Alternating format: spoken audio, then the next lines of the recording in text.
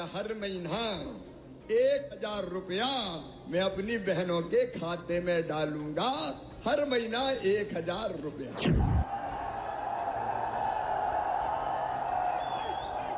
हमारी सरकार, कांग्रेस की सरकार आएगी, हम 1500 रुपए हम देंगे महिलाओं को। कितना? गैस सिलेंडर 500 रुपए में देंगे।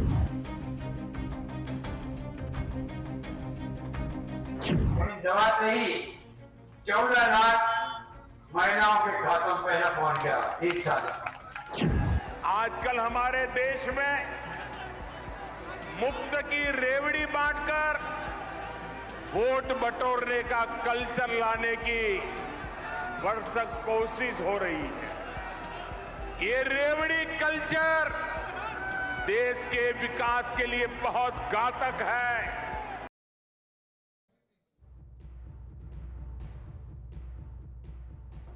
नमस्कार, TV9 भारतवर्ष पर आपका स्वागत है। आपके साथ मैं हूं सुमेरा खान और आप देख रहे हैं अड़ी, क्योंकि हमें है देश की पड़ी। 5 राज्यों में चुनावी सरगर्मी तेज हो चुकी है। राजनीतिक दलों में सत्ता बचाने और सत्ता में आने की होड़ मची है। इसके लिए चुनावी वादों, खासकर फ्रीबीज यानी मुफ्त के वादों की झड़ी लगी है। लेकिन कोई इसे मुफ्त की रेवड़ी कह रहा है तो कोई जनता का कल्याण। ऐसे में सवाल यह है कि मुफ्त की रेवड़ी जन कल्याण है या फिर देश का दिवाला? ये बड़ा सवाल है और इस सवाल का जवाब आपको बताएं उससे पहले आपको यह बता देते हैं कि ये मुद्दा क्यों बना है और इस मुद्दे पर हम चर्चा क्यों कर रहे हैं। ये मुद्दा इतना गर्म है कि आज सुप्रीम कोर्ट में भी इस पर सुनवाई हुई है। इस मुद्दे पर हम चर्चा की शुरुआत करें उससे पहले आपको फ्रीबीज यानी मुफ्त वाले चुनावी वादे का पूरा मामला भी समझा देते हैं। दरअसल ये मामला चुनाव के दौरान मुफ्त वाले वादे का है। ये मामला उठाया गया है। इससे पहले इसे लेकर सुप्रीम कोर्ट में जनहित याचिका दायर की गई। बड़वानी मध्य प्रदेश के भट्टूलाल जैन ने याचिका दाखिल की। सुप्रीम कोर्ट में जनहित याचिका दायर की गई है। बड़वानी मध्य प्रदेश के भट्टूलाल जैन ने, उन्होंने कहा है किस तरह के वादे किए जाते हैं। उन्होंने 21 सितंबर 2023 को जनहित याचिका दाखिल की थी सुप्रीम कोर्ट में। इसमें राजनीतिक दलों पर टैक्स पेयर्स के पैसों के गलत इस्तेमाल को रोकने और चुनाव में मुफ्त की रेवड़ियों पर रोक लगाने की मांग की गई थी। इस पर सुनवाई के बाद सुप्रीम कोर्ट ने मध्य प्रदेश, राजस्थान, केंद्र सरकार, चुनाव आयोग और रिजर्व बैंक को नोटिस जारी कर दिया है। अदालत ने इन सरकारों और संस्थानों से 4 हफ्ते में जवाब मांगा है, पूछा है जो सवाल उठाए गए हैं याचिका में उसको लेकर कि क्या किया जाना चाहिए। आइए अब आपको हम ये भी बताते हैं कि फ्रीबीज की दरअसल परिभाषा क्या है, क्योंकि अलग अलग तरीके से फ्रीबीज को डिफाइन किया जाता है। क्या है फ्रीबीज की परिभाषा, आइए ये समझते हैं। इसकी परिभाषा दी गई थी आरबीआई द्वारा।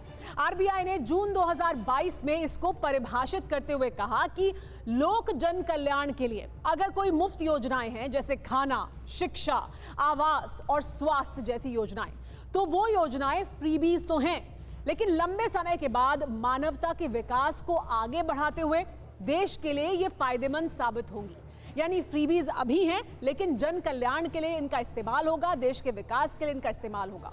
लेकिन जब गैर योग्यता वाली चीजें जैसे मिक्सर ग्राइंडर, लैपटॉप, टीवी, सोने के गहने, हालांकि मैं व्यक्तिगत तौर पर मानती हूं कि लैपटॉप आदमी के कल्याण के लिए जरूरी है, लेकिन आरबीआई ने डिफाइन किया कि ये गैर जरूरी चीजें हैं, तो इस तरह की चीजें सरकारी राजस्व को नुकसान पहुंचाएंगी। अब फ्रीबीज की अलग अलग परिभाषा भी आपको समझाते हैं, यानी अलग अलग लोग इसे अलग अलग तरीके से देखते हैं और क्यों वो इसे अलग अलग तरीके से देखते हैं और परिभाषित करते हैं। दरअसल फ्रीबीज की अलग अलग परिभाषा किस तरह की है, इसे 3 श्रेणियों में रखा जा सकता है। देखिए 3 श्रेणियां क्या हैं। सही, कुछ लोगों को लगता है कि ये सही है, होना चाहिए। वो कौन है? लाभार्थी, जिन्हें इसका फायदा मिल रहा है, उन्हें लगता है कि ये सही फैसला है, होना चाहिए, सरकार इसीलिए चुनी गई है कि अगर कोई सुविधा दी जा सकती है उन्हें तो मिलनी चाहिए। गलत किसको लगता है? टैक्स पेयर को, क्योंकि उनके पैसे का इस्तेमाल किया जाता है। और इसके अलावा गलत उनको भी लगता है जिनको लगता है कि राजनीति के लिए इसका इस्तेमाल हो रहा है।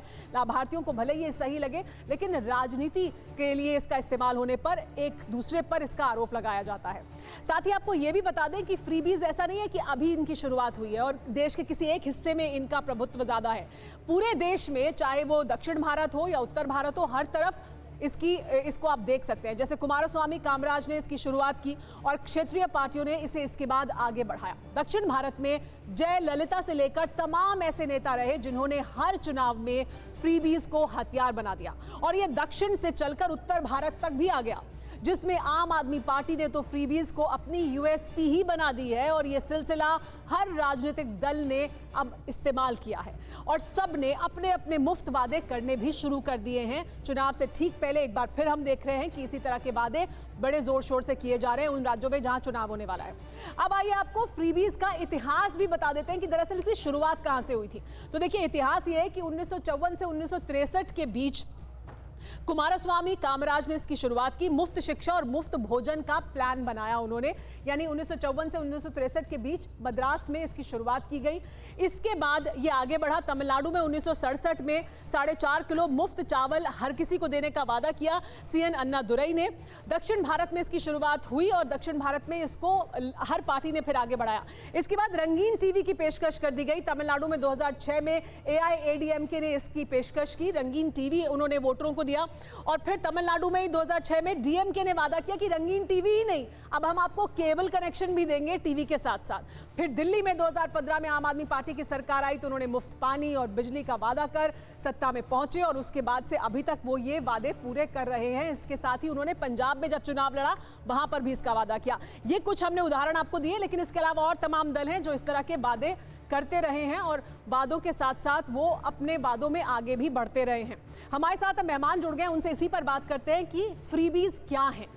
ये जन कल्याण है या फिर ये लोगों के लिए जो विकास के रास्ते खोल रहा है, फ्रीबीज वो हैं या फिर रेवड़ी है। हमारे साथ आरपी सिंह मौजूद हैं जो प्रवक्ता हैं बीजेपी के। हमारे साथ इसके अलावा महिमा सिंह मौजूद हैं, प्रवक्ता हैं कांग्रेस पार्टी की। विजय सरदाना हमारे साथ मौजूद हैं, अर्थशास्त्री हैं। और हमारे साथ अश्विनी उपाध्याय मौजूद हैं, सुप्रीम कोर्ट के वकील हैं।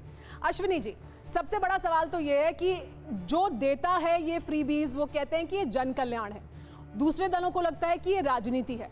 दरअसल है क्या फ्रीबीज? जन कल्याण है या राजनीति के लिए इस्तेमाल करने के लिए वोट पाने का एक जरिया है? देखिए सुमेरा जी, इसके लिए कहीं बाहर नहीं देखना है, बिल्कुल संविधान के फंडामेंटल राइट को देखना है, डायरेक्टिव प्रिंसिपल को देखना है। जितनी बातें संविधान के फंडामेंटल राइट में लिखी हुई हैं, यानी right to education, right to health, right to clean water, right to clean air, तो रोटी कपड़ा मकान, ये हमारा संविधान कहता है ये व्यक्ति की बेसिक रिक्वायरमेंट है, इसको उपलब्ध कराना सरकार की ड्यूटी है। इसीलिए जो मैंने PIL फाइल किया सुप्रीम कोर्ट में, मैंने पिछले साल PIL फाइल किया था, सभी राज्यों को नोटिस हुआ है, केंद्र सरकार, RBI एटसेट्रा सबको नोटिस हुआ था। अभी आज एक नई PIL और आ गई है जिसमें कि राजस्थान और मध्य प्रदेश को पार्टी बनाया गया। हमने ये कहा कि सीधे सीधे अगर कोई किसी योजना से लोगों को बिजली मिल रही है, पानी मिल रहा है, शुद्ध हवा मिल रही है, उसको स्कूलिंग हो रही है, उसको हॉस्पिटल मिल रहा है, जो जीवन जीने के लिए मिनिमम चीजें चाहिए वो तो आप सरकार उसको दे, अन्यथा बाकी सारी चीजें आप उसको उस पे पैसा लीजिए, क्योंकि करदाताओं के पास इतना नहीं है। 10 करोड़ लोग टैक्स देते हैं, कितना वो टैक्स देते हैं, टैक्स के देते देखते व्यापारी बोझ के तले दबा जा रहा है, मिडिल क्लास बोझ के तले दबा जा रहा है और पॉलिटिकल पार्टियां उसको केवल अपने फायदे के लिए लगातार एक के बाद दो एक, कोई कहता है स्मार्टफोन दूंगा, कोई कहता है स्कूटी दूंगा, कोई कहता मैं मंगलसूत्र दूंगा, कोई कहता मैं अंगूठी दूंगा। मुताबिक फंडामेंटल राइट जहां तक है सीमित, वहां तक अगर आप दे रहे हैं तो सही है, उसके आगे राजनीतिक फायदे के लिए इस्तेमाल करते हैं तो वो नहीं होना चाहिए, उस पर रोक निकलनी चाहिए। महिमा जी, क्या राजनीतिक फायदे के लिए इस्तेमाल किया जाता है जब वादा किया जाता है कि हम आपको 1500 रुपए दे देंगे, हम आपको 500 रुपए में सिलेंडर दे देंगे, ये सब क्या राजनीतिक फायदे के लिए है? जय हिंद। हर एक घर में दिया भी जले अनाज भी हो, हर एक घर में दिया भी जले अनाज भी हो, न हो ऐसा अगर कहीं तो एहतजाज भी हो, निदा फाजली जी ने कहा है सुमेरा जी। और हमारे संविधान का अनुच्छेद 21 right to live and not only right to live with dignity देता है। और समय समय पर ऐसे बहुत सारे फैसले आए हैं सर्वोच्च न्यायालय में जिनके अंदर इन अधिकारों को, मौलिक अधिकारों को उसके अनुसार निर्मित किया गया है, उसके अनुसार निर्देशित किया गया है। और मैं समझती हूँ कि उसका दायरा थोड़ा सा जो अभी अश्विनी जी ने जो गिनाए उसका दायरा थोड़ा सा बढ़ जाता है जब उसको हम इस परिप्रेक्ष्य में देखते हैं, अनुच्छेद 21 के परिप्रेक्ष्य में देखते हैं जी। लेकिन जैसा कि मैंने पहले अभी बताया निदा फाजली जी के अंदाज में कि हर एक घर में दिया भी जले, अनाज भी हो, बिजली हो, पानी हो, दिया हो, अनाज हो, यानी कि रोशनी हो, अनाज हो, शिक्षा हो, स्वास्थ्य हो। आपने थोड़ी देर पहले कहा कि लैपटॉप भी आपके अनुसार जो है उसमें आना चाहिए, right to live with dignity में। तो हर राज्य की मांग, हर राज्य की जो नीड्स हैं, हमें कहना चाहिए कि वो अलग अलग हैं और वहाँ के जो नेता हैं, जो स्थानीय नेता होते हैं, जो स्थानीय मुद्दों को देखते हैं, उनको देखते हुए ये समय समय पर तय करते हैं। मतलब आपके मुताबिक जरूरी जो जरूरी चीजें हैं जीवन यापन के लिए, अगर वो दे रही है सरकार तो कोई एहसान नहीं कर रही है, वो देना चाहिए। हमारे साथ आरपी सिंह भी मौजूद हैं। आरपी सिंह जी, मैं अपनी बात नहीं सुमेरा जी, मैं अपनी बात पूरी करूं जरा कि जिसको फ्रीबीज कहा जा रहा है, जब प्रधानमंत्री बोलते हैं ना कि हर गारंटी पूरी होने की गारंटी मोदी है, ये सबसे बड़ा जुमला और एक तरह से राजनाथ सिंह जी के द्वारा वायदा की गए लैपटॉप, स्कूटी जो उत्तर प्रदेश में किए गए थे या इनके नेताओं के द्वारा जगह जगह जो किए जाते हैं, वो है जनता के साथ धोखाधड़ी या वो है फ्रीबीज। मैं समझती हूँ जब आप स्कूटी, लैपटॉप, टैब और न जाने क्या क्या उसके अंदर या गहने, बहुत सारी चीजें डाल देते हैं। और जहां बात आती है एक राइट टू इक्वालिटी पे लाने की, उनको बराबर आय पे लाने की या इस तरह के फायदे देने की या अनुदान देने की जिससे कि डिग्निटी सुनिश्चित होती है, मुझे लगता है कि वहां तक वो फ्रीबीज नहीं है। आरबीआई ने भी यही बात कही है और हर पार्टी को इसी बात का ध्यान रखना चाहिए। मेरी पार्टी जरूर इस बात का ध्यान रखती है। हमारे द्वारा शासित राज्यों में से 2 राज्य बेस्ट फिस्कल हेल्थ में पाए गए हैं। अभी बिल्कुल जी, हमारे पास है, पूरा डेटा है, हम आपको दिखाएंगे कौन किस राज्य में कितना वादा कर रहा है और जेब में कितने पैसे हैं जब हम ये सब वादे कर रहे हैं, वो भी तो बहुत अहमियत रखता है। विजय सरदाना जी, आपके पास वो सवाल लेकर आऊंगी, लेकिन उससे पहले आरपी सिंह जी हमारे साथ मौजूद हैं। आरपी सिंह जी, जब आप करें तो जन कल्याण, जब दूसरा दल करे, महिलाओं को अगर 1500 रुपए देने की बात हो या सिलेंडर 500 रुपए में देने की बात महिमा जी की पार्टी करती है, तो वो जेब खाली करना हुआ, वो दिवाला हुआ, ऐसा क्यों है? देखिए, पहली बात तो समझे कि फ़र्क क्या है। अभी आपने कहा कि आप जन कल्याण करो, जेब में पैसा कितना है उसके आधार पर जन कल्याण करो, कोई रोक नहीं रहा आपको।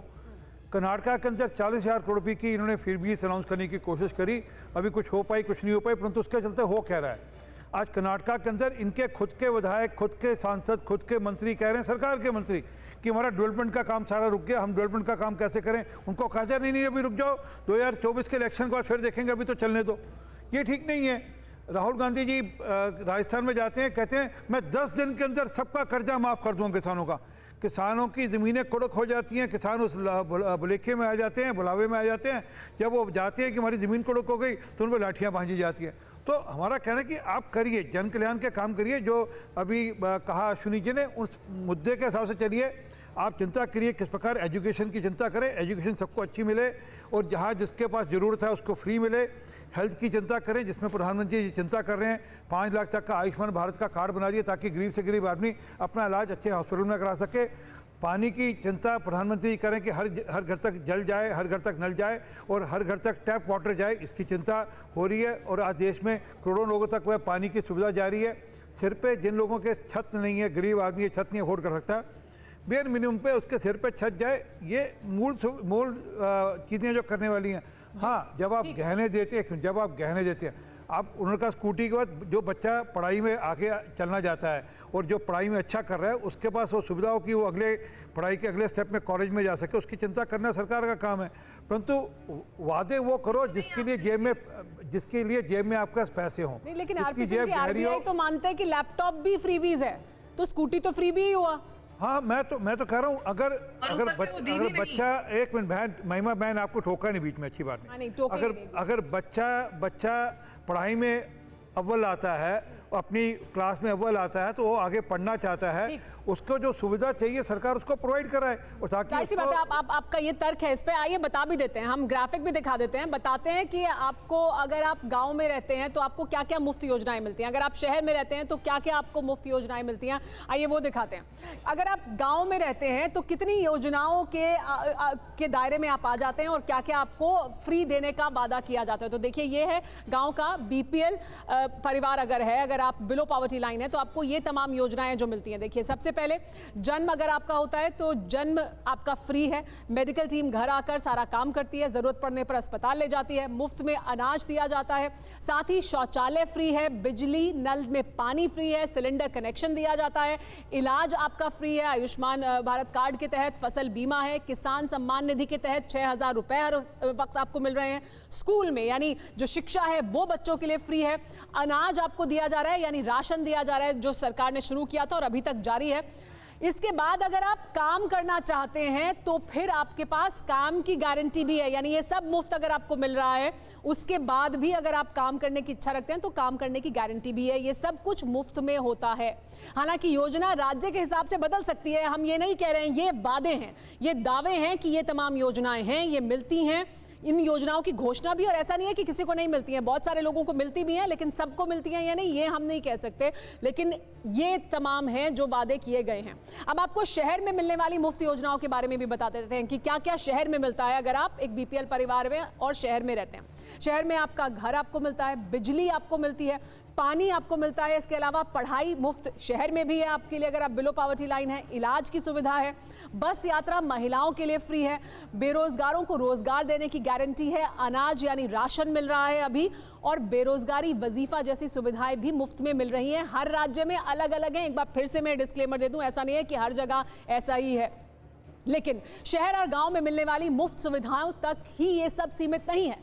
बात तो अब इससे भी आगे तक जा चुकी है। अब तो फ्रीबीज के नाम पर mobile phone, laptop, TV, cable connection, internet data, mixer grinder, cycle, scooty, सिलाई मशीन और तो और सोने के मंगलसूत्र तक बांटे जा रहे हैं।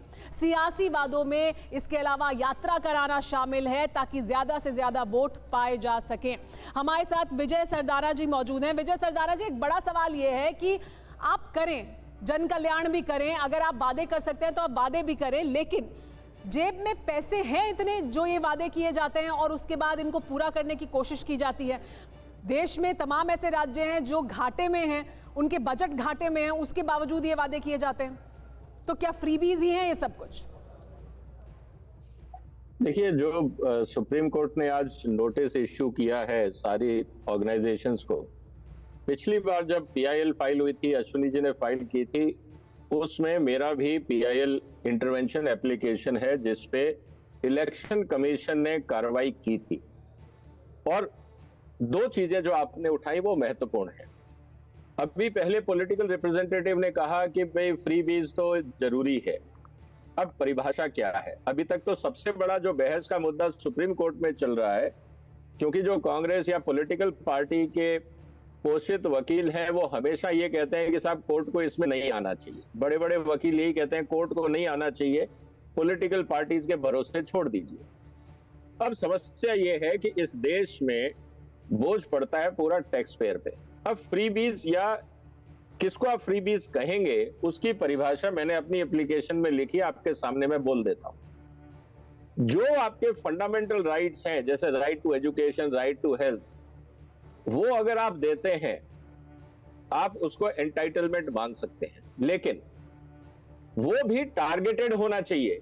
एक अमीर आदमी जो अपनी जेब में अपने पास लग्जरी गाड़ियां रखता हो, जो आदमी दिल्ली में रहता हो, जिसकी आमदनी जो है वो टैक्स पेयर के अपर स्लैब में हो, आप उसको कहोगे कि हम आपको फ्री बिजली देंगे या हम आपको आपकी लेडीज को बस पास देंगे या हम आपको, क्योंकि लेडीज आपके घर में, आपको फ्री मोबाइल देंगे, ये सब टैक्स पेयर के साथ फ्रॉड है जी। इसका मतलब ये है कि एसेंशियल सर्विसेज के साथ साथ ये टारगेटेड होना चाहिए ओनली फॉर नीडीज। बीपीएल फैमिली का आपने गिनवाया, बिल्कुल सही है, वो अफोर्ड नहीं कर सकते हैं, समाज की जिम्मेवारी है कि उनका ध्यान रखा जाए, लेकिन जो अफोर्ड कर सकते हैं उनको फ्री देना ये सिर्फ पॉलिटिकल ब्राइबरी कहलाती है। ये डेवलपमेंट या वेलफेयर नहीं कहलाता है। जी विजय जी, यही तो बड़ा सवाल है कि पॉलिटिकल ब्राइबरी कहाँ है, वो थिन लाइन है क्या, वो कहाँ पर जाकर पॉलिटिकल ब्राइबरी हो जाती है और कहाँ वो जनहित के लिए किया गया काम है। और ये हर पार्टी अपने हिसाब से परिभाषित करती है, जब खुद करती है तो जन कल्याण, दूसरी पार्टी करती है तो कहा जाता है कि देखिए आप मुफ्त में ये रेवड़ियां बांट रहे हैं। तो ये परिभाषा को तो एक परिभाषा होनी चाहिए ना। मैं आ रहा हूं उसी पे आ रहा हूं, गिव मी अ मिनट। देखिए उसमें क्या है कि अभी हमारे एक पैनलिस्ट ने कहा कि हर राज्य में स्थिति अलग है। ऐसा नहीं है, किसी भी राज्य में ह्यूमन राइट्स अलग नहीं है, कॉमन है। किसी भी राज्य में फंडामेंटल राइट्स कॉमन है। जहां चीजें कॉमन है वहां पॉलिटिकल पार्टी को डिस्क्रिशन नहीं है कि वो अपनी परिभाषा क्रिएट करे। बीपीएल फैमिलीज की परिभाषा क्लियरली डिफाइंड है, हर चीज डिफाइंड है। Political parties because of political consideration रिश्वत की आदत वोटर्स पे डालती हैं और टैक्स। मजे की बात क्या है, किसी भी पॉलिटिकल पार्टी के किसी भी पॉलिटिकल लीडर की जेब से 5 पैसे भी नहीं लगते। ये सारा का सारा consolidated fund of India tax payer की जेब से जाता है, जिसपे पॉलिटिकल, जिसको मैं बोलता हूं इररिस्पॉन्सिबल पॉलिटिक्स होती है। देश में जो डेवलपमेंट में पैसा लगना चाहिए वो रिश्वतबाजी में जाता है, देश का नुकसान होता है और यही लोग वापस आके फिर करप्शन में इन्वॉल्व होते हैं, देश को पीछे ले जाते हैं in the name of democracy and bribery in democracy. लेकिन राजनीतिक दल क्या करते हैं ये वो बताएं, और राजनीतिक दलों के जो रिप्रेजेंटेटिव यहाँ मौजूद हैं उनसे बात करें। उससे पहले 2 राज्य जहां पर अभी चुनाव होने वाले हैं, जिनकी याचिका में जिक्र किया गया है, यानी मध्य प्रदेश और राजस्थान, उनका जिक्र करते हैं और उनके कुछ आंकड़े बताते हैं। उसके बाद फिर बीजेपी और कांग्रेस दोनों के पास जाएंगे और जानेंगे कि कैसे अगर जेब खाली हो तो फिर ना वादे किए जाते हैं, ना आप वादे कर इंसान को खुश कर सकते हैं, ना उसका पेट भर सकते हैं। तो देखिए ये है बजट, मध्य प्रदेश का बजट क्या है, कर्ज कितना है उनके ऊपर, और बजट से 20% ज्यादा कर्ज है, ये हम आपको दिखा रहे हैं। देखिए ये मैं बल्कि यहां आ जाती हूं ताकि आपको ये साफ तौर पर देख पाए। मध्य प्रदेश राज्य जहां पर चुनाव होने वाला है वहां उनका बजट कुल ये इतने करोड़ का है। तो साथ ही ये देखिए ये है उनका कर्ज, और 20% ज्यादा कर्ज ले चुके हैं वो, ये स्थिति है। और उसके बावजूद वादे कर रहे हैं लगातार। तो ये ऐसी स्थिति जिसमें आपकी जेब में नहीं है पैसे, उसके बावजूद आप बड़े बड़े वादे कर रहे हैं, कह रहे हैं कि किस तरह से आप नौकरियां देंगे, कैसे आप लोगों को, देखिए कौन कौन सी योजनाएं हैं वो भी हम आपको दिखा रहे हैं। मध्य प्रदेश में फ्रीबीज कौन कौन सी योजनाएं जो देने का वादा किया गया। योजना है लाडली बहना योजना, जिसको शिवराज सिंह चौहान बहुत जोर शोर से सामने लेकर आए हैं। इसके अलावा इसमें लाभार्थी को 1 करोड़ 31 लाख रुपए मिलेंगे। आपको ये भी बता दें कि हर महीने इतने लाभार्थी हैं, माफ कीजिएगा, हर महीने 1250 रुपए दिए जाएंगे लाडली बहना योजना के तहत। इसके बावजूद देखिए सालाना कर्ज इस पर खर्च कितना होगा, 19,650 करोड़ का खर्च होगा मध्य प्रदेश में। यानी मुफ्त वाली योजनाओं की यहाँ पर झड़ी लगी हुई है। उदाहरण के तौर पर हमने आपको ये योजना बताई। इसके अलावा एक और योजना है किसान कल्याण योजना। इस योजना में भी 87 लाख लाभार्थी हैं। 87 लाख लाभार्थियों को 6,000 रुपए हर महीने दिए जाएंगे, और इस पर जो सालाना खर्च होगा वो 5,220 करोड़ रुपए खर्च होंगे। इसके अलावा एक और फ्री लैपटॉप की योजना है, जिसकी हम पहले भी बात कर चुके हैं कि ये क्या फ्रीबीज की कैटेगरी में नहीं आता, क्योंकि आरबीआई से फ्रीबीज कह चुका है। इसके लाभार्थियों की संख्या 78,641 है। हर एक लाभार्थी को 25-25 हजार रुपए दिए जा रहे हैं। इस योजना पर सरकार के 197 करोड़ रुपए खर्च हो रहे हैं। वहीं स्कूटी योजना भी है। राजस्थान की बात भी कर लेते हैं, क्योंकि राजस्थान में भी चुनाव होने वाले हैं और उसका भी जिक्र किया गया था। इस याचिका में कहा गया था कि कैसे राजस्थान में भी झड़ी लग चुकी है वादों की। तो देखिए राजस्थान का बजट भी देखिए, राजस्थान का बजट है 2,73,467 करोड़ रुपए, और उनका जो कर्ज है वो है 5,37,012 करोड़। देखिए बजट से करीब 2 गुना ज्यादा कर्ज हो चुका है राजस्थान पर। और अब वहां पर कौन कौन से वादे किए गए वो भी आपको बता देते हैं, कैसे वहां पर भी झड़ी लगी हुई है वादों की, यानी जेब में नहीं है पैसे, उसके बावजूद योजनाएं कौन कौन सी हैं। गैस सब्सिडी देने का वादा किया गया है। गैस सब्सिडी में लाभार्थी हैं 14 लाख लाभार्थियों को गैस सब्सिडी दी जाएगी। हर महीने 500 रुपए में सिलेंडर दिया जाएगा। इसका बढ़ चढ़कर वादा कर रहे हैं, कमलनाथ भी मध्य प्रदेश में वादा कर रहे हैं। यही सालाना खर्च इस पर 750 करोड़ रुपए आएगा राजस्थान सरकार का। इसके अलावा एक और योजना है चिरंजीवी स्वास्थ्य बीमा योजना। इस योजना में जो लाभार्थी हैं वो 8 लाख से कम आय वाले लोग हैं। फायदा 25 लाख तक का होगा। कैशलेस इलाज करा सकते हैं। 450 करोड़ रुपए खर्च होगा। इसका बजट 450 करोड़ रुपए का है। इसके अलावा मोबाइल फोन देने का वादा है, योजना है। लाभार्थी हैं, इसकी बड़ी संख्या में लाभार्थी हैं। बजट 900 करोड़ रुपए का, यानी 9000 करोड़ रुपए खर्च होंगे अगर आप मोबाइल फोन देंगे तमाम लाभार्थियों को। बड़ी संख्या में लाभार्थी इसमें शामिल हैं। तो कहां पर ये जो बजट है वो आप ज़्यादा बढ़ चुका है, आपका जो कर्ज है वो खर्च से ज़्यादा है। हमारे साथ दोनों ही राजनीतिक दल के रिप्रेजेंटेटिव मौजूद हैं। सबसे पहले महिमा जी, आपने ही कहा कि वो तमाम वादे होने चाहिए जो जीवन यापन के लिए ज़रूरी हैं, जो फंडामेंटल राइट्स हैं, जो डिग्निटी के लिए ज़रूरी हैं। मोबाइल फ़ोन का वादा किया जा रहा है, लैपटॉप का वादा किया जा रहा है। ये तमाम वादे क्या फ्रीबीज की कैटेगरी में नहीं आते हैं? वो भी तब जबकि आपकी जेब में पैसे भी नहीं हैं। देखिए सुमैरा जी, मैं पहले जो बात कह रही थी फिस्कल डेफिसिट के माध्यम से, और अर्थशास्त्री यहाँ बैठे हैं वो बेहतर समझा पाएंगे। अभी अगस्त 2023 की रिपोर्ट है जिसमें सभी राज्यों के फिस्कल डेफिसिट को स्टडी किया गया, और फिस्कल डेफिसिट में जो बेहतरीन स्वास्थ्य पाया गया, फिस्कल डेफिसिट का कॉन्सेप्ट अगर समझें तो रेवेन्यू वर्सेस एक्सपेंडिचर, और इसकी मैंने जैसा कहा कि अर्थशास्त्री महोदय बेहतर बताएंगे, तो उसमें छत्तीसगढ़ और क्षमा चाहती हूँ झारखंड, दो ऐसे राज्य जिनको कांग्रेस उनमें शासन करती है गत लगभग 4 से 5 वर्षों से, वहां पर बेहतरीन पाया गया, वो उत्तम में आते हैं, और बहुत सारे भाजपा शासित राज्य हैं जो नीचे आते हैं। तो ये समझने की आवश्यकता है कि कर्नाटका और हिमाचल में हमने अभी सरकार बनाई है, वहां हमने जो गारंटीज दी हैं, हमारे द्वारा दी गई सभी गारंटीज मौलिक अधिकारों के तहत आती हैं। राजस्थान के अंदर जो हमने गारंटीज दी वो भी सब मौलिक अधिकारों के तहत आती हैं। भाजपा की बात करें तो उत्तर प्रदेश के अंदर पिछले चुनाव के अंदर राजनाथ सिंह जी ने लैपटॉप का, स्कूटी का, मोबाइल्स के जो वायदे किए थे वो आज तक पूरे नहीं किए जा सके हैं। बहुत सारी रिपोर्ट ये तो महिमा जी आपने कहा, लेकिन हमने तो दिखा दिया ना, राजस्थान में वादा कर रहे हैं। अशोक गहलोत भी कह रहे हैं कि वो मोबाइल फोन देंगे। आरबीआई की जो परिभाषा है वो कहती है कि ये फ्री भी है, इससे जन कल्याण नहीं होगा। सुनिए, साबुन तक का वायदा भाजपा ने किया था उत्तर प्रदेश में कि वो साबुन देंगे महिलाओं को। अब ये कहां से हम समझते हैं जन कल्याण में आता है, ये नहीं पता चलता है। लेकिन अभी थोड़ी देर पहले भाजपा के प्रवक्ता बोलते हुए ये बोल रहे थे कि किसान के ऐसे तो समाजवादी पार्टी ने देसी घी देने का वादा भी किया। वो घी किसने पिया, घी कहां पहुंचा, वो तो अपने आप में बड़ा सवाल है। लेकिन आरपी सिंह जी इस पर प्रतिक्रिया देना चाहते हैं। आरपी सिंह जी, देखिए मेरा यही वादे सब आप भी कर चुके हैं, सही कह रही हैं महिमा जी। अगर राजस्थान में वादा हो रहा है तो ऐसा नहीं है कि आपने उत्तर प्रदेश में ऐसे वादे नहीं किए। देखिए, जब आप वादे करते हैं तो वो जन कल्याण कैसे हो जाता है? मेरा ये मानना है कि आप वादे करें, आप चिंता करें, परंतु उसके साथ साथ लोगों को सबल होने के लिए भी चिंता करें।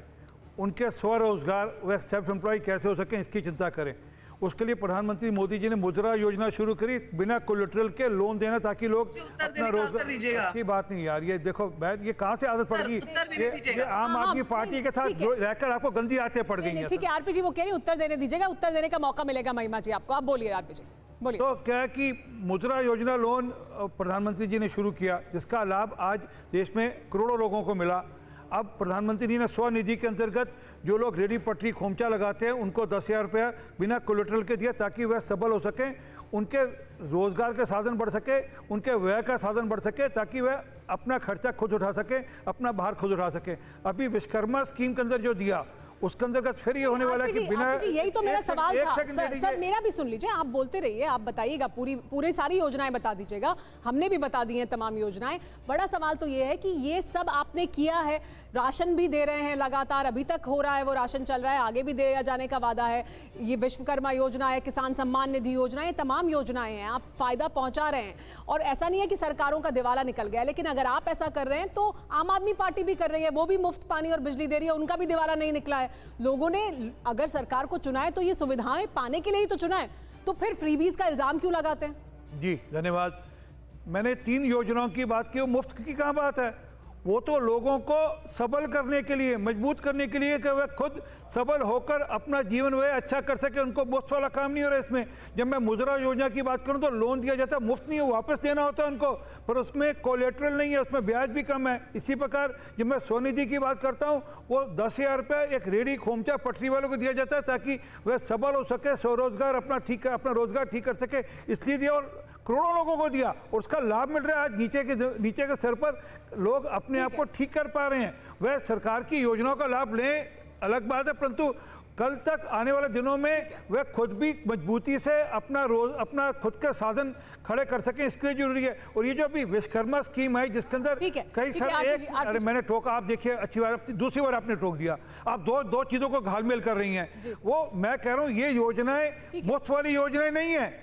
ये योजना मैं चाहता हूँ कांग्रेस की सरकार भी ऐसी योजना लेकर आए जहाँ इन योजनाओं को अपने लागू करे।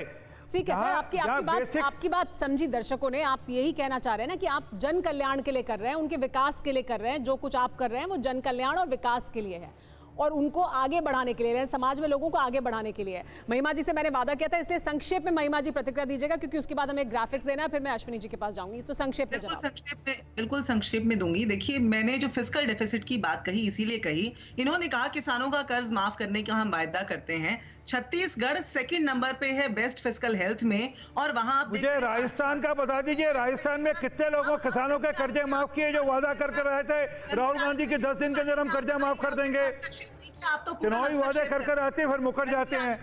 हिमाचल के अंदर क्या जो वादे किए थे लागू कर दिए क्या? आप ही तो अभी कह रहे थे कि टोकना नहीं चाहिए, आप खुद भी वैसा ही कर रहे हैं। तो मेरी इल्तिजा ये है कि दोहरा चरित्र है भाजपा का। और दूसरी बात, इन्होंने आयुष्मान भारत की भी बात की थी, कैग ने उसकी सच्चाई बता दी किस तरह से एक ही नंबर से लाखों। आइए कुछ और हकीकत भी बता देते हैं महिमा जी, कुछ और जानकारी रखते हैं अपने दर्शकों के सामने, समझते हैं कि कैसे फ्रीबीज को लेकर अलग अलग तरीके से राजनीति की जाती है।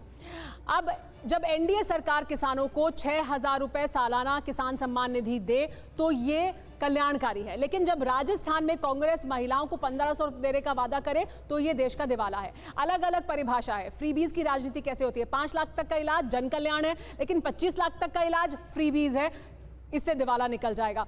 उज्ज्वला गैस का कनेक्शन देंगे तो ये फायदा है, लेकिन 500 रुपए में गैस सिलेंडर दिया जाएगा तो ये राजनीति है और ये देश का दिवाला निकालने जैसा है। 500 रुपए में बिजली कनेक्शन मिले तो फायदा जन कल्याण, और 100 रुपए यूनिट की बिजली फ्री में दी जाए तो कहा जाए कि ये फ्रीबी है।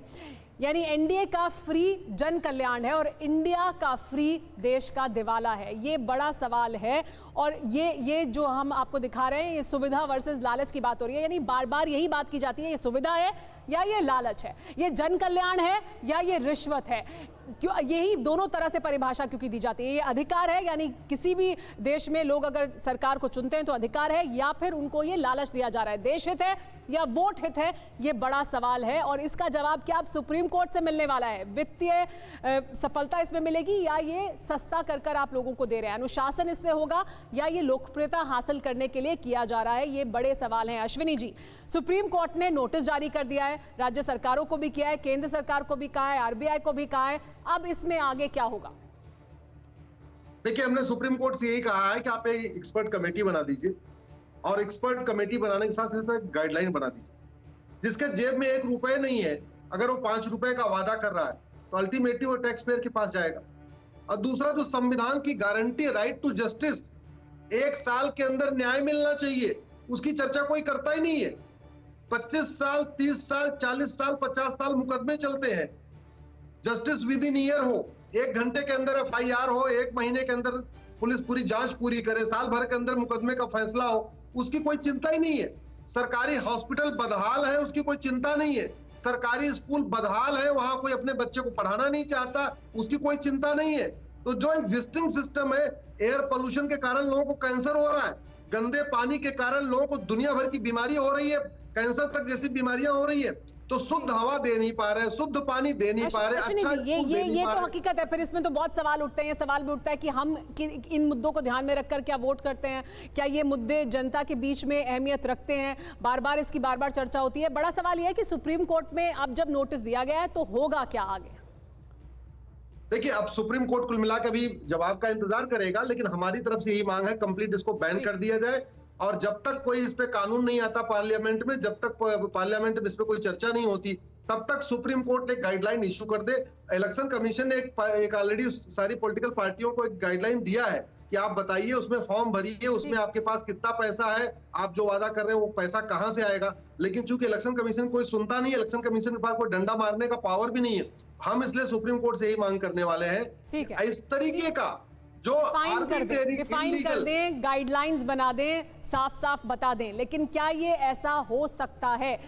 सरदाना जी, बड़ा सवाल ये है कि क्या इतना क्लियरली इसको डिफाइन किया जा सकता है? एक इकोनॉमिस्ट के तौर पर मैं आपसे पूछ रही हूँ, ये बता दिया जाए कि देखिए ये अगर आपने किया तो ये फ्रीबी है, ये रेवड़ी है, और अगर ये आपने किया तो ये जन कल्याण है। क्या इतनी आसानी से इसे परिभाषित किया जा सकता है? बिल्कुल किया जा सकता है, कोई मुश्किल नहीं है आज की दुनिया में। पहला, बीपीएल के अलावा किसी को भी फ्रीबीज नहीं मिलेगी, पहला क्राइटेरिया। जो गरीब है, सर्टिफाइड गरीब है, जिसके पास बीपीएल कार्ड है, सबका आधार नंबर आपके पास है, सबका बैंक अकाउंट नंबर आपके पास है, आपको जितना वेलफेयर देना है आप उसका मॉनिटरी ट्रांसफर करिए। हर महीने आप 1000 रुपए, 500 रुपए, 1500 रुपए जो आपको देना है सीधा आप उनके अकाउंट में डालिए। क्योंकि जब आप मटेरियल के रूप में देते हैं तो घटिया माल आता है। जैसे मोबाइल आप दे रहे हैं, घटिया डिफेक्टिव मोबाइल आएंगे, झगड़े होंगे, गाली गलौच होगी, माहौल बिगड़ेगा, सब कुछ होगा। जो आपको देना है कन्वर्ट इनटू मॉनिटरी फंड, आप उसको ट्रांसफर करिए ओनली फॉर बीपीएल। बाकी जो लोग हैं आपको कहना पड़ेगा कि आप पेमेंट करिए, आपको कोई फ्री नहीं मिलेगा। Criteria is well defined. Number 2, जहां तक बात है अमाउंट की, जो भी आप चुनावी वादा कर रहे हैं, मेरी याचिका वही है सुप्रीम कोर्ट में जिसमें मैंने इलेक्शन कमीशन को भी कहा है। मैंने कहा जितने भी इलेक्शन मैनिफेस्टो हैं, जो भी उसके वादे किए गए हैं, उसको आप मॉनिटरी कैलकुलेशन करें। जैसा अभी आपने बताया, 9000 रुपए मोबाइल के, 1200 रुपए उसके, 15,000 करोड़ रुपए उसके, आप टोटल बैलेंस शीट हर मैनिफेस्टो के साथ मैंडेटरी होना चाहिए, और साथ में ये बताना चाहिए कि ये पैसा कहां से आएगा। आप टैक्स बढ़ाएंगे, आप उधार लेंगे, डेवलपमेंट फंड काटेंगे, ये पैसा कहां से आएगा। और अगर ये नहीं है, इलेक्शन मैनिफेस्टो को रिजेक्ट करना चाहिए और पॉलिटिकल पार्टी को डी रजिस्टर करना चाहिए, क्योंकि लेकिन राजनीतिक दल क्या इसके लिए राजी होंगे? क्या वो देंगे ये अधिकार चुनाव आयोग को? क्या वो इसके लिए, कोई भी राजनीतिक दल तैयार होगा कि उनकी जो योजनाएं जिसका वो ऐलान कर रहे हैं उसको इस दायरे में लाया जा सके कि उनकी मान्यता ही रद्द कर दी जाए? लेकिन हमने कोशिश की है, देखिए अभी नहीं पता कि आगे क्या होगा, परिभाषित साफ तौर पर किया जाएगा या नहीं, लेकिन हमने कोशिश की है बताने की कि फ्रीबीज और वेलफेयर का फर्क क्या है। आइए समझाते हैं आपको। फ्रीबीज यानी मुफ्त की चीजें, और वेलफेयर यानी कल्याणकारी योजनाएं। फ्रीबीज में वोटर को लुभाने के लिए वादे किए जाते हैं, जबकि कल्याणकारी योजनाओं को सामाजिक न्याय और मानव विकास के लिए जरूरी माना जाता है। फ्रीबीज के उदाहरण हैं मोबाइल, लैपटॉप और स्कूटी। तो कल्याणकारी योजनाओं में पीडीएस, मिड डे मील और मनरेगा माने जाते हैं। यानी अगर ये आप वादे कर रहे हैं तो ये फ्रीबी नहीं है, ये जन कल्याणकारी है। स्वास्थ्य योजनाओं के तहत अगर लोगों को लाया जाता है, महिलाओं को अधिकार और सम्मान देने की बात होती है, तो ये फ्रीबीज के दायरे में नहीं आता है। लेकिन फ्रीबीज क्या है? देखिए मुफ्त की चीजें किस तरह से दी जाती हैं और उसका नतीजा क्या होता है, उसका आफ्टर इफेक्ट क्या होता है, वो भी दिखा देते हैं। डिपेंडेंसी सिंड्रोम पैदा होता है, यानी लोगों को लगता है कि कैसे उनको ये जिम्मेदारी अब नहीं उठानी है। खजाने पर बोझ पड़ता है, खर्च, कर्ज, घाटा, इसमें इजाफा होता है। इसके अलावा संसाधनों का गलत बंटवारा किया जाता है, गैर जरूरी चीजों पर खर्च बढ़ता है। मोबाइल, लैपटॉप, स्कूटी पर खर्च कर रहे हैं आप, जरूरी चीजों में कटौती की जाती है, जैसे सड़क, पुल, ये तमाम जो सुविधाएं हैं। स्कूल की इमारत बनाने के लिए अगर आपको पैसा इस्तेमाल करना था, क्वालिटी से समझौता किया जाता है। सस्ता सामान, लैपटॉप, मोबाइल फोन दिया जाता है, क्वालिटी से समझौता होता है। फिजूल खर्च होता है, यानी बिना जरूरत के इस्तेमाल की जाती हैं चीजें। मुफ्त बिजली और पानी पर फिजूल खर्च होता है, क्योंकि आपको अगर मुफ्त मिल रहा है तो फिर आपका उसका सही तरीके से संसाधन का इस्तेमाल नहीं कर सकते। आरपी सिंह जी, बड़ा सवाल ये कि क्या चुनाव आयोग को इस तरह का अधिकार मिलना चाहिए? क्या इसके लिए आपकी पार्टी राजी होगी कि वो सख्ती करे फ्रीबीज अगर कोई भी पार्टी दे रही है तो? देखिए, आपके पास एक बजट है, आपके पास एक फंड है, आपके पास एक लेआउट है पैसे का, उसके अंतर्गत आप जो डेवलपमेंट, जो आपने कहा जो डेवलपमेंट का खर्चा उसको ना काट कर आप फ्रीबीज में लगाएंगे तो वो ठीक है। परंतु अगर आप बेसिक डेवलपमेंट जो कर्नाटक में हुआ, जो बेसिक सड़क। सर समय खत्म हो रहा है, मैं चाहती हूँ अगर हम सीधे तौर पर जवाब दे पाए, हमारे दर्शक सुनना चाहेंगे कि क्या मिलना चाहिए चुनाव आयोग को। वही तो कह रहा हूँ कि अगर वह आपके जो बजट है, आपके पास जो पैसे हैं, आपकी जेब में जितने पैसे हैं उसके बीच का होगा तो ठीक हो, और वो नीचे लागू भी हो। जो अभी सरदाना साहब कह रहे थे कि क्या आपने बिजली फ्री कर दी, क्या वो बिजली फ्री मिल रही है नहीं मिल रही है, देखने वाली बात है। महिमा जी की प्रतिक्रिया भी मैं इस पर ले लेती हूँ। महिमा जी, क्या चुनाव आयोग को अधिकार देना चाहिए? आपकी पार्टी राजी होगी इसके लिए? चुनाव आयोग को बिल्कुल ये देखना चाहिए कि 2014 से लेकर 23 के बीच में हर भारतीय के ऊपर जो कर्ज है वो 2.5 गुना बढ़ गया है और बेरोजगारी चरम पर है। तो उसको देखते हुए जन कल्याण की जो बात है, जहां गारंटी दी जा रही है जन कल्याण की, जहां पर एक प्रोपोर्शन में दी जा रही है, उसको अनुमति दी जाए। और जहां पर साबुन, लैपटॉप या ये स्कूटी जैसी जिस तरह से वायदे किए जा रहे हैं, ठीक है महिमा जी, लेकिन इस बहस को हम विराम देंगे यहीं पर। लेकिन कुछ तस्वीरें दिखाते हैं। आज राजस्थान में हुआ है, ये तस्वीरें देखिए। आज राजस्थान में 2100 रुपए दिए गए हैं। साधु सन्यासियों को बुलाया गया था, अशोक गहलोत यहाँ पहुंचे थे। उनके पहुंचने से ठीक पहले ये 2100 रुपए दिए गए लिफाफे में रखकर साधु सन्यासियों को।